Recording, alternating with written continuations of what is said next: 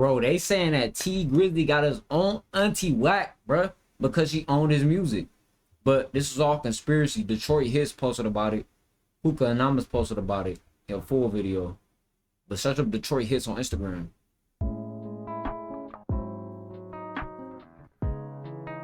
Hey, man. Bro, she had to go. He was signed to her and had her pregnant. That wasn't his real auntie. Wait a minute. What? Hold on. I didn't even read all that. Bro, she had to go. He was signed to her and had her pregnant. That wasn't his real auntie. She was in the way. She had to get X'd out. So he had some out of town muff to do it instead of Detroit, so nobody will know. I knew this shit should have happened. JBT Grizzly manager Auntie got 600 till Buka that back door. Auntie got smoked by 600 Buka.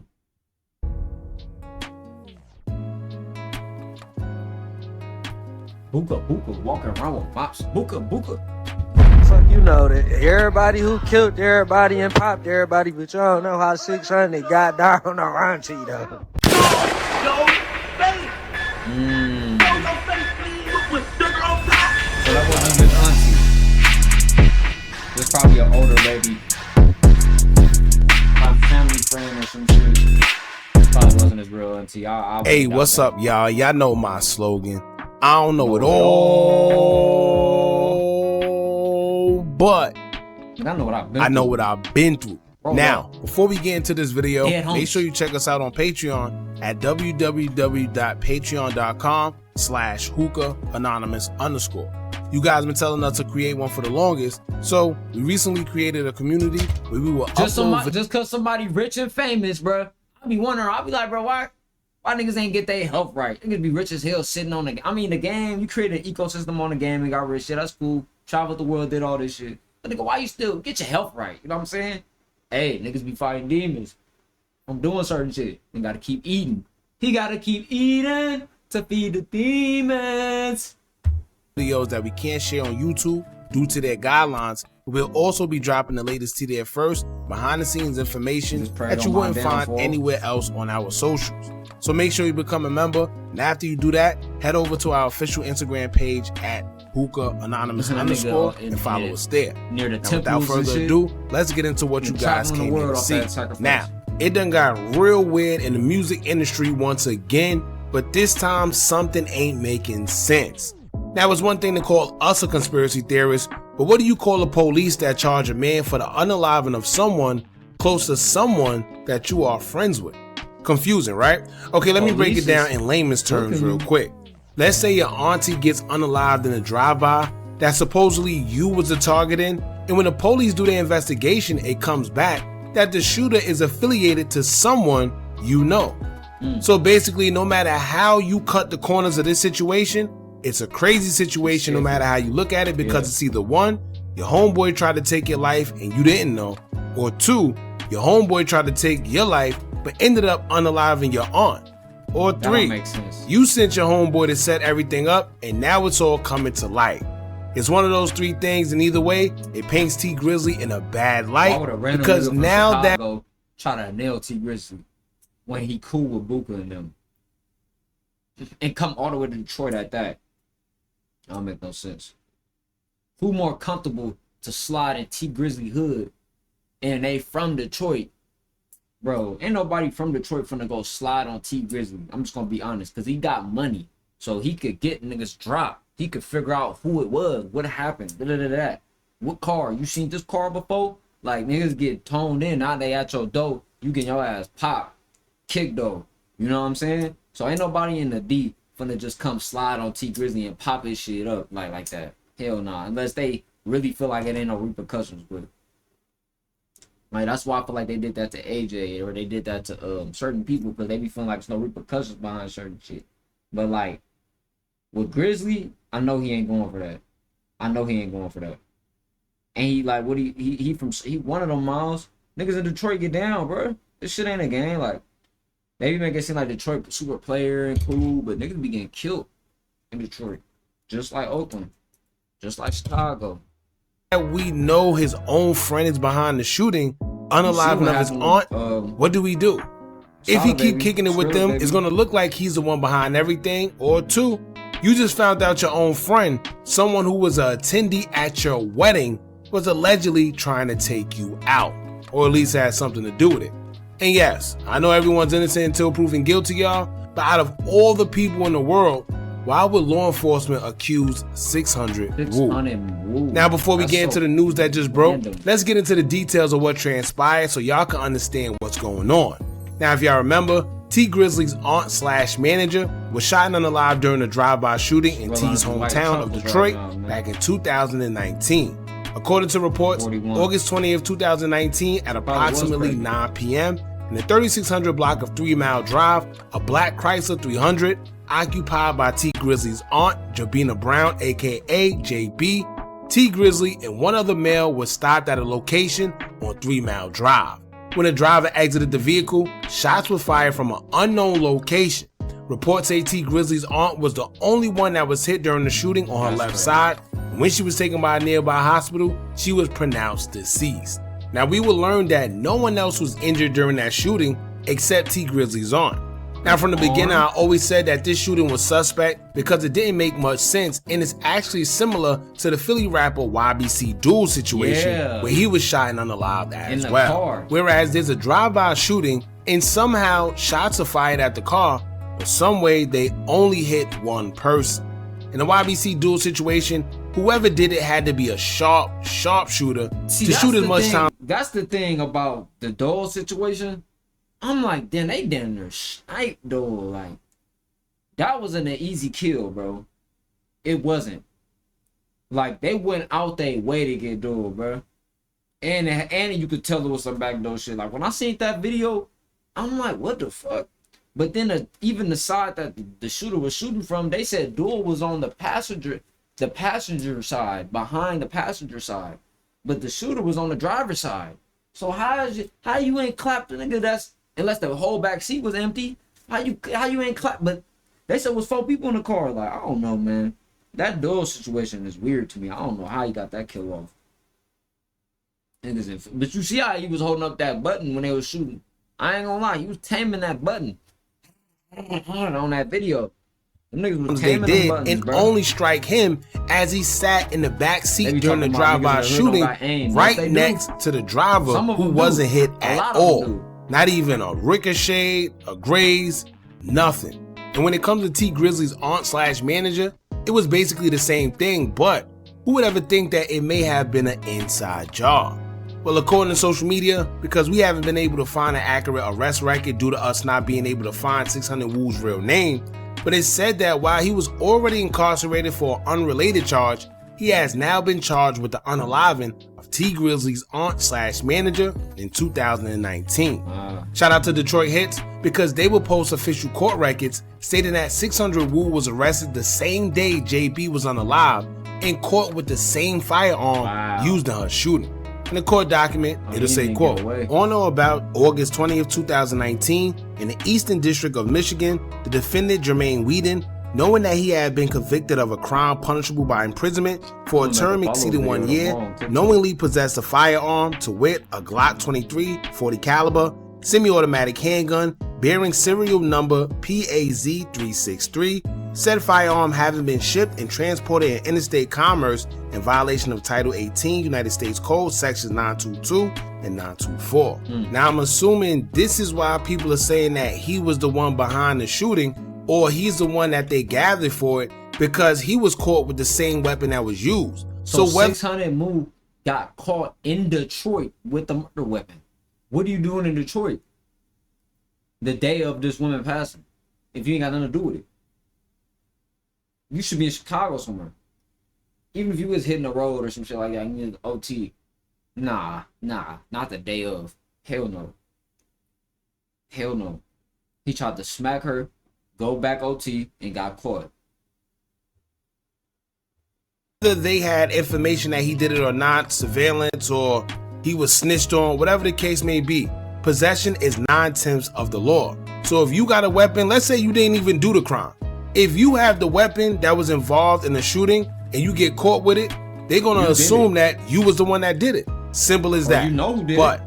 Let's get into some interesting details that may have been a motive behind her passing and why people are alleging that allegedly T Grizzley may have been behind it. So to understand where we're going with this, first and foremost, we have to understand that according to numerous of people, JB wasn't T Grizzley's real aunt. Everyone keeps saying, well, why would T want to get rid of his own aunt? Who would do something like that to their own aunt that they clearly love? Well, she was his manager, who he may have looked at as his auntie, but blood relation or marriage? No. Detroit rapper Sada Baby, who was also managed by JB, called her auntie as well. Right. So it's clear that she may have been an auntie figure to these guys, but she wasn't necessarily their real aunt biologically or through marriage. I mean, obviously, now you talking about she getting pregnant and she fucking them and shit like that, obviously. Yeah, I gotta make another video tomorrow. Because I called her, I was assuming under presumption that was his auntie, and I didn't know he got arrested the same day. In that claim, a woman who would identify herself as JB's actual cousin would go underneath a post of the claims that she was on the live by 600 Woo, and she would say, quote, "My cousin was not his auntie, but his manager." Now here's where it gets weird. Normally, I would point out something sacrificial because we know how that industry gets down. Whether it was due to trying to get the manager out the way so the artist could collect more money, or maybe just giving them a period to excel. And the way everything happened just didn't sit right with many people. But it will come out that it's deeper than just that, allegedly. It could have been that too, but it's been rumors circulating that one of the main reasons people feel T allegedly paid to get JB knocked off was because allegedly he got her pregnant. And keep in mind, this is around the time T was supposed to be living a straight and narrow life on the path to getting married. So for it to come out that not only did he have intercourse with his manager / auntie, but to then get her pregnant as well, that'd be very detrimental for his career. One user in Detroit Hits comments would say, quote, "T got her pregnant, and since he had a fiance, he called that hit on her. The whole M was plotted, them being in different cars yet going to the same location, and etc. T said the pic, they just thought that it wouldn't catch up to them. Hence, his turned his life around and no longer mentions JB or his acts in the streets." Paid Will. They say Paid Will. This is a disclaimer, but they said Paid Will walked to somebody's crib with a chopper and was like, "Yeah, give me I need my money." Trying to get his cheese back in the streets, and that's how he got popped. See, this how you never know. Like, you don't know what people be doing, bro. Because when I first heard about the Paid Will, I was like, "Damn, they killed him for no reason." You know, that's how I felt. But that shit wasn't for no reason. He ran that nigga out with a chopper, thinking he was gonna like get his money back. That's actually crazy. I'm reading Detroit Hits right now, and it's just like, bro, honestly, bro, like the hood got a spell on it, bro. A lot of black folks, bro, they feel like killing and destruction is they confused. Like, you think destruction is creative energy, and you think creative energy is destruction. You know? So that's why a lot of chaos is running around. And these things be happening too when you ain't got no father raising you. There's a lot of that. There's a lot of fathers around, they getting money, but they ain't instilling nothing into their sons. No integrity. No discipline. And discipline don't mean just whooping at the ass. No. Telling them not to be lustful. Telling them not to chase materialism. Telling them not to chase the society and the news and what you see through these images and TV. My dad used to pause the TV and break shit down. Remember, he's a streamer now. N-word rebranded like Dirk before he got caught. Another user on Reddit would say, quote, "Bro, she had to go. He was signed to her and had her pregnant. T got her pregnant, and since he had a fiance, he called that hit on her. The whole M was plotted, them being in different cars yet going to the same location, and etc. T said the pic, they just thought that it wouldn't catch up to them. Hence, his turned his life around and no longer mentions JB or his acts in the streets. Right. Remember, he's a streamer now. N-word rebranded like Dirk before he got caught. Right. Another user on Reddit would say, quote, "Bro, she had to go. He was signed to her and had her pregnant. That wasn't his real auntie. She was in the way. She had to get axed out. So he had some out-of-town MFs do it instead of Detroit so nobody would know. I knew this. That's why he play the game all day too. It distract you from what you did. You on that game, you created a new world. He been in a whole metaverse just to escape from this shit. Damn. T Grizzley had to create a metaverse to escape from the reality of the fact that the Blood is on the leaves. It's on your hands. That blood on your hands. The blood is on your hands. Now, I don't know how true any of this is, but if you've been on Reddit since the situation with JB happened, you remember guys in the comments saying this. But let's be real. We know how them people in Reddit comments could be, and also, who would think that T would be having intercourse with who he would say is his actual aunt at the time? But according to a lot of people who's actually from Detroit, they would claim this is old news, and they've been saying it. Detroit Hits will also post a video of someone who actually told them this information back in 2024. But of course, like everyone else, they didn't take the user serious. He texted them first and sent audios, but in the DM, he would say, quote, JB, T Grizzley manager / auntie, got unalived by 600 OTF Buka, that backdoor a MF. Auntie got smoked by 600 Buka.